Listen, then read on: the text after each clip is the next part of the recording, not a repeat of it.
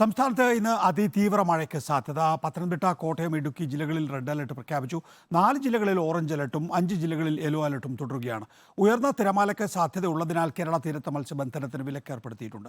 ഇന്നലെ പെയ്ത ശക്തമായ മഴയ്ക്ക് പിന്നാലെ തിരുവനന്തപുരം നഗരത്തിലെ താഴ്ന്ന പ്രദേശങ്ങൾ വെള്ളത്തിനടിയിലാണ്. ഇന്നലെ ഒരു 4-4:30 മണിക്ക് 5 മണിക്ക് തുടങ്ങിയ മഴയാണ്. ഇവിടെ വീട്ടിലൊന്നും വെള്ളം കയറിയില്ല. എല്ലാം വീട്ടിൻ്റെ മുറ്റത്തൊക്കെയാണ് വെള്ളം. അങ്ങോട്ടാണ് വീട്ടിനകത്തൊക്കെ വെള്ളം കയറിയത്. ഇങ്ങോട്ട് വെള്ളം കയറിയിട്ട് കയറി ആ സൈഡ് ഇവിടെ കുഴപ്പം ജംഗ്ഷനില്ലേ അവിടെ അത്രയും വെള്ളമാണ്. അത് എല്ലാ പ്രാവശ്യം തന്നെ വെള്ളം കയറുന്നത് ഇവിടെ. താഴത്തെ നിലയിലൊക്കെ ഇവിടെ ഒരുമാതിരിപ്പെട്ട വീട്ടിലൊക്കെ താഴത്തെ നിലയിലൊക്കെ വെള്ളമാണ്. അവരെല്ലാം രണ്ടാമത്തെ മോഡലാണ് കയറിയിരിക്കുന്നത്. ഈ വേനൽ മഴക്കാലത്തും ഇന്നലെ രാത്രി 2 മണി തൊട്ട് തുടങ്ങിയ മഴയാണ്. ഈ സമയം കൊണ്ട് തന്നെ ഈ വീടുകളിൽ അത്രയും വെള്ളം കയറി. മെയിൻ റോഡ്, അതായത് മെയിൻ റോഡിൽ PWD ഓടയുണ്ട്. അത് ചെറുതാണ്. അത് സ്വല്പം വലുതാക്കുകയും 2 സൈഡിൽ ഓട വന്ന് അതിനുള്ള ഒരു പരിഹാരം ചെയ്തില്ല എങ്കിൽ ഈ മണക്കാട് തൊട്ട് ശ്രീവരാമം വരെയുള്ള വെള്ളം ഇവിടെയാണ് കെട്ടുന്നത്. ഇത് എൻ്റെ അറിവിൽ ഒരു 7-8 വർഷം കൊണ്ട് ഇപ്പോൾ ഇങ്ങനെ തന്നെയാണ്. ഈ വർഷം മഴ പെയ്യുമ്പോൾ നമ്മൾ ഇവിടുന്ന് മാറിപ്പോകേണ്ട ഒരു അവസ്ഥയാണ്. അതുകൊണ്ട് വീട്ടിലുള്ള വിലയുള്ള സാധനങ്ങൾ കംപ്ലീറ്റ് വെള്ളം കയറി നശിച്ച് പോകണം. ഫ്രിഡ്ജ്, കട്ടിൽ, മെത്ത അതെല്ലാം പോവുകയാണ്. അപ്പോൾ ഇതെല്ലാം നമ്മളെ സാധാരണക്കാർക്ക് അതൊന്നും പെട്ടെന്ന് അങ്ങനെ വാങ്ങിക്കാൻ പറ്റുന്നതല്ല. ആദിൽ പാലോടും വിഷ്ണു കരുവാരക്കുണ്ടുമുണ്ട്. ആദ്യം ആദിൽ പാലോടിലേക്ക്. അതിൽ ഒരു വേനൽ മഴയിൽ തിരുവനന്തപുരം നഗരം മുങ്ങുക എന്നൊക്കെ പറയുന്നത് അംഗീകരിക്കാൻ കഴിയാത്ത കാര്യമാണ്. എന്താണ് സംഭവിച്ചത്? നിയന്ത്രണം എന്തൊക്കെ തരത്തിലാണ്? ഇനിയിപ്പോൾ പ്രവചനം എപ്പോഴൊക്കെ മഴയുണ്ടാകുമെന്നാണ്? സംസ്ഥാനത്ത് കടുത്ത മഴ അടുത്ത മണിക്കൂറുകളിലും ഉണ്ടാകുമെന്നാണ് കാലാവസ്ഥാ കേന്ദ്രം അറിയിച്ചിരിക്കുന്നത്. നികേഷ്, ഇതിന് പ്രധാന കാരണം തെക്കൻ തമിഴ്നാട് തീരത്തായ ഒരു ചക്രവാത ചുഴിയുണ്ട്. ഇതിന്റെ സ്വാധീന ഫലമായി മഴ കടുക്കും എന്നതാണ് അറിയിക്കുന്നത്. നികേഷ് പറഞ്ഞതുപോലെ ഒരു വേനൽ മഴയിൽ തുടങ്ങിയതാണ്. പക്ഷേ അതൊരു കടുത്ത മഴയിലേക്കും പിന്നെ അതിതീവ്ര മഴയിലേക്കും മുന്നറിയിപ്പുകൾ മാറുന്ന സാഹചര്യമുണ്ട്. ഇന്ന് 3 ജില്ലകളിൽ റെഡ് അലർട്ട് പ്രഖ്യാപിച്ചിരിക്കുന്നു. ഏറ്റവും അവസാനത്തെ അലർട്ടാണ്. ഏറ്റവും ഗൗരവമായി ശ്രദ്ധ വേണ്ട ഒരു അലർട്ട് കൂടിയാണ് റെഡ് അലർട്ട്.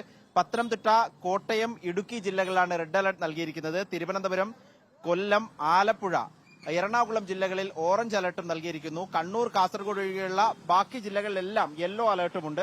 ഏതായാലും സംസ്ഥാനത്ത് മഴ തുടരും എന്ന് തന്നെയാണ് കാലാവസ്ഥാ കേന്ദ്രം അറിയിക്കുന്നത്. ഞാനിപ്പോഴുള്ളത് നേരത്തെ പറഞ്ഞതുപോലെ തിരുവനന്തപുരത്ത് സാധാരണഗതിയിലൊക്കെ ഓപ്പറേഷൻ അനന്തയ്ക്ക് ശേഷം ഒരു ശമനം ഉണ്ടായിരുന്നു ഇത്തരത്തിലുള്ള പ്രതിഭാസങ്ങൾക്ക് അല്ലെങ്കിൽ ഇത്തരത്തിലുള്ള ദുരന്തങ്ങൾക്ക്. പക്ഷേ വീണ്ടും ഈ വെള്ളക്കെട്ടും വെള്ളപ്പൊക്കവും ഒക്കെ ഉണ്ടാകുന്ന സാഹചര്യത്തിലേക്ക് തിരുവനന്തപുരം നഗരം മാറുന്നു എന്നുള്ളത് ഏറ്റവും ബുദ്ധിമുട്ടുള്ള കാര്യമാണ്. ഞാനിപ്പോൾ ഉള്ളത് കിള്ളിപ്പാലം അട്ടക്കുളങ്ങര റോഡിൽ നിന്നുള്ള കരിമടം പുത്തൻ റോഡിലാണ്. ഇവിടെ ഇന്നലെ രാത്രി പെയ്ത മഴയിൽ ഇതുവരെ വെള്ളം ഇറങ്ങിയിട്ടില്ല. അപകട സാഹചര്യമുണ്ട്. ഇരുചക്ര വാഹനങ്ങളിലൊക്കെ വരുന്നവരെ കാണാം. ഇവരൊക്കെ അവിടെ വീണു പോകുന്നവരുണ്ട്. ഈ പരിസരത്തൊക്കെയുള്ള കടകളിലും ഒപ്പം വീടുകളിലും വെള്ളം കയറിയിട്ടുണ്ട്. ഈ പരിസരത്തെ ഒരു കടയുടമയുണ്ട്. ചേട്ടാ, പേരെന്താ? എൻ്റെ പേര് പെരിയസ്വാമി. എത്ര മണിക്ക് ഇവിടെ വെള്ളം കയറി? 3 മണിക്ക് വെള്ളം കയറി. പുലർച്ചെ 3 മണിക്ക് വെള്ളം കയറി. പിന്നെ 4 മണിക്ക് വന്നപ്പോൾ എന്റെ കടക്കകത്ത് മൊത്തം വെള്ളം. എന്താ കട? ആക്രി കടയായിരുന്നു. ആക്രി കട. പിന്നെ ഇവരെ വെള്ളം ഒഴിച്ചുകൊണ്ട് വന്ന ചവറുകള് കുറെ എന്റെ കടയുടെ മുമ്പേ കിടന്നപ്പോ പിന്നെ മേഡം വന്ന് എന്ന് വഴക്ക് പറഞ്ഞു. ആക്രിക്കടയില് നല്ല വെള്ളം കയറി. സാധനങ്ങളൊക്കെ പേപ്പറുകളൊക്കെ നനഞ്ഞ്, പേപ്പർ മാത്രം നമുക്ക് നഷ്ടപരിഹാരം, പേപ്പറും ബേസ്ബോർഡും പോയി. ഇവിടെ സാധാരണ ഇങ്ങനെ വെള്ളം കയറുന്ന സ്ഥലമാണോ? അതെ, ആറ് കവിഞ്ഞ് വലിയ മഴ പെയ്താൽ ഇവിടെ സാധാരണ വെള്ളം കയറുന്നതാണ്. വെള്ളം ഒഴുകാനൊന്നും സ്ഥലമില്ല. ഇവിടെ വെള്ളം ഒഴുകാനുള്ള സ്ഥലമില്ല. മാട്ടുചുറ്റി ഇപ്പൊ കെട്ടിക്കൊണ്ടിരിക്കുകയാണ്. എന്നാലും കെട്ടിയാലും ആ വെള്ളം അവിടെ തന്നെ കിടക്കുക. അത് വലിയൊരു പ്രശ്നമാണ്. ഇതിലെ ഏറ്റവും ഗൗരവമുള്ള പ്രശ്നം ഇവിടെ റോഡിന്റെ പണി നടക്കുന്നുണ്ട്. നികേഷ്, ഇത് ഈ അധികൃതർ കണ്ണു തുറന്ന് കാണേണ്ട കാഴ്ചയാണ്. ഇവിടെ റോഡിന്റെ പണി ഒരു വശത്ത് നടക്കുന്നു. 2 മാസം മുമ്പ് പണി പൂർത്തിയാക്കുമെന്ന് പറഞ്ഞ റോഡാണ് ഇത്. സ്മാർട്ട് സിറ്റി റോഡാണ്. കിള്ളിപ്പാലം അട്ടക്കുളങ്ങര റോഡാണ്. പക്ഷേ ഇത് പണി പൂർത്തിയായിട്ടില്ല. വെള്ളം കയറി ഇതിന് മുകളിലേക്ക് കുഴി മൂടുന്ന രൂപത്തിലേക്ക് വെള്ളം കയറുന്ന സാഹചര്യമുണ്ട്. അബദ്ധവശാൽ അപകടങ്ങൾ ഉണ്ടാകാനുള്ള സാഹചര്യവുമുണ്ട്. ശ്രദ്ധിക്കാതെ ആരെങ്കിലും ഇരുചക്ര വാഹനങ്ങളൊക്കെ വന്നിറങ്ങാനുള്ള സാധ്യത കൂടി ഉണ്ട്. പക്ഷേ മുന്നറിയിപ്പുകളൊന്നുമില്ല. ഇതിന് മുകളിലേക്ക് വെള്ളം എത്തിയാൽ മറ്റ് സാഹചര്യങ്ങൾ മറ്റല്ലെങ്കിൽ രക്ഷപ്പെടാനുള്ള റോഡിന്റെ പണിയും മറ്റു കാര്യങ്ങളും ഒക്കെ നടക്കുന്ന ഇടങ്ങളിൽ അപകടാവസ്ഥയുണ്ട്. അതിൽ പാലോടാണ് വിശദാംശങ്ങൾ നൽകുന്നത്. വിഷ്ണു കുരവാരക്കുണ്ട് ചെയ്യുന്നു. തിരുവനന്തപുരത്തെ ഏതൊക്കെ മേഖലകളിലാണ് വിഷ്ണു വെള്ളപ്പൊക്കത്തിന് സമാനമായ സ്ഥിതിയുള്ളത്? നികേഷ്, ഇപ്പോൾ ആദിൽ അട്ടക്കുളങ്ങരയായിരുന്നു. ഞാനിപ്പോൾ നിൽക്കുന്നത് മുട്ടത്തറ മണക്കാട് റോട്ടിലാണ്. ഇവിടെ എയർപോർട്ടിലേക്ക് പോകുന്ന ഒക്കെ ഒരു റോഡാണ്. ഇവിടെ മുട്ടോളം വെള്ളത്തിലാണ് ഇപ്പോൾ നിൽക്കുന്ന ഒരവസ്ഥ. ഇന്നലെ പെയ്ത മഴയ്ക്ക്, അതിശക്തമായ മഴയ്ക്ക് തന്നെ വെള്ളം ഇരച്ചു കയറുകയായിരുന്നു. ഇവിടെ ഒരു ഓടയുണ്ട്. ആ ഓടയിലൂടെ വെള്ളം കൃത്യമായി ഒഴുകാത്ത രീതിയിലുള്ള ഒരവസ്ഥയായിരുന്നു. ആ ഒരു തലത്തിലാണ് ഇവിടെ ഈ റോട്ടിലേക്ക് വെള്ളം ഇരച്ചു കയറിയത്. അതുപോലെ തന്നെ അടുത്തുള്ള വീടുകളിലേക്കും നല്ല രീതിയിൽ വെള്ളം കയറിയിട്ടുണ്ട്. ഒരു മുന്നറിയിപ്പുമില്ലാത്ത ഒരു അവസ്ഥയിൽ ഈ വീട്ടുകാരൊക്കെ വളരെയധികം ബുദ്ധിമുട്ട് നയിക്കുന്ന ഒരു സാഹചര്യം വന്നിരിക്കുന്നു. ഈ ഫർണിച്ചറും അതുപോലെ തന്നെ വീട്ടുപകരണങ്ങളൊക്കെ വെള്ളത്തിനടിയിലായിരിക്കുന്നു. രണ്ടാം നിലയുള്ള വീട്ടുകാർ മാത്രമാണ് ഇപ്പോൾ ഒരു ആശ്വാസമായി അവർ മുകളിലുള്ള നിലയിലേക്ക് കയറിയിരിക്കുന്ന ഒരവസ്ഥയുണ്ട്. നമുക്ക് ദൃശ്യങ്ങളിൽ കാണാം. വളരെ ദയനീയമായ ഒരവസ്ഥയാണ്. ഏതൊരു സാഹചര്യം ഇങ്ങനെയുള്ളൊരു സാഹചര്യത്തിൽ എന്ത് ചെയ്യുമെന്നുള്ള ഒരു നിസ്സഹായാവസ്ഥയിലാണ് ഇവർ കഴിയുന്നത്. അതുപോലെ തന്നെ വെക്കേഷനാണ്, അതുപോലെ തന്നെ ഞായറാഴ്ചയുമാണ്. കുട്ടികളും എല്ലാവരും വീട്ടിലുള്ള ഒരു സാഹചര്യമുണ്ട്. ഈ ഒരു അവസ്ഥയിൽ വളരെയധികം നമുക്ക് ഇവിടെ വീട്ടുടമയോട് തന്നെ ചോദിച്ചേക്കാം, ചേട്ടാ എപ്പോഴായിരുന്നു ഇങ്ങനെ ഒരു വെള്ളം കയറാൻ? പാതിരാത്രിയായിരുന്നു. ഏകദേശം ഒരു 2 മണി അടുപ്പിച്ചായി.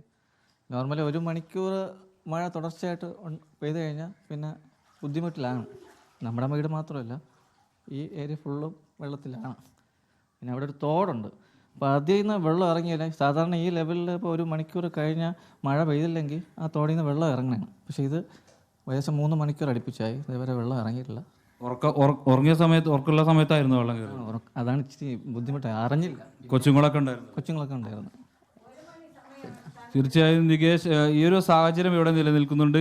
1 മണിക്കാണ് വെള്ളം കയറുന്നത്. ഞങ്ങൾ ഇതിനകത്ത് കിടക്കുകയാണ്. പക്ഷേ മഴ ആയതുകൊണ്ട് ഉറപ്പ് വിചാരിച്ച് ഞങ്ങൾ കട്ടിലിൽ ആ മോനെ അവിടെയും കിടത്തിയിരുന്നു. തറയിൽ കിടക്കേണ്ട ഒരു അതിനകത്ത് കക്കൂസ് മുതൽ അടുക്കള വരെ ഒന്നും ഉപയോഗിക്കാൻ പറ്റാത്ത രീതിയായി. 1 മണിക്ക് തുടങ്ങിയതാണ്. ഇത്രയും നേരം മറ്റത് വെള്ളം ഇത് ഞങ്ങളിവിടെ 2 വർഷമായി വാടകയ്ക്ക് വന്നതാണ്. 4 പ്രാവശ്യം കയറിയിട്ടുണ്ട്. ഇതുവരെ ആരും എന്താണ് യാതാണെന്ന് തിരിഞ്ഞു നോക്കിയിട്ട് പോലും ഇല്ല. നമ്മൾ എന്ത് ചെയ്യും? തീർച്ചയായും നികേഷ്, ഇവരെ വാക്കുകളിൽ തന്നെ വ്യക്തമാണ്. ഒരു 5-6 വർഷമായി ഇതേയുള്ള ഒരു അവസ്ഥയാണ് ഇപ്പോൾ തുടരുന്നത്. ഏതായാലും അധികൃതരൊന്നും തന്നെ ആ ഒരു വെള്ളം കുറയാനുള്ള ഒരു ഈ ഓടയുടെ ഒരു കാര്യത്തിലൊന്നും തീരുമാനം എടുക്കാത്ത ഒരവസ്ഥയാണ്. ശരിയാക്കി തരാമെന്നുള്ള രീതിയിൽ പരാതിപ്പെട്ടപ്പോഴൊക്കെ പറയുന്ന ഒരവസ്ഥയാണ്. ഇതുപോലെ തന്നെ ഈ മണക്കാട് എയർപോർട്ടിലേക്ക് പോകുന്ന സാഹചര്യം ഉണ്ട്. അതുപോലെ തന്നെ ഈ റോഡിൽ വെള്ളം കയറി എന്ന് അറിയാതെ തന്നെ വാഹനങ്ങൾ ഇവിടേക്ക് എത്തുന്നു. വാഹനങ്ങൾ ഓരോ സാങ്കേതിക തകരാറ് മൂലം കുടുങ്ങുന്ന ഒരവസ്ഥ വരെ ഉണ്ടാവുന്നുണ്ട്. ഏതായാലും ചെറിയൊരു സമയത്തെ മഴയ്ക്കാണ് ഇപ്പോൾ ഇത്രയധികം വെള്ളം ഇവിടെ കയറിയിട്ടുള്ളത്. ഇനി അതിശക്തമായ മഴ തുടരുമെന്നാണ് കാലാവസ്ഥാ വകുപ്പ്. വിഷ്ണു കരുവാരക്കുണ്ടാണ് വിശദാംശങ്ങൾ നൽകുന്നത്. വെള്ളം കയറിയ മേഖലകളിൽ നിന്നാണ് വിഷ്ണു വിശദാംശങ്ങൾ നൽകുന്നത്.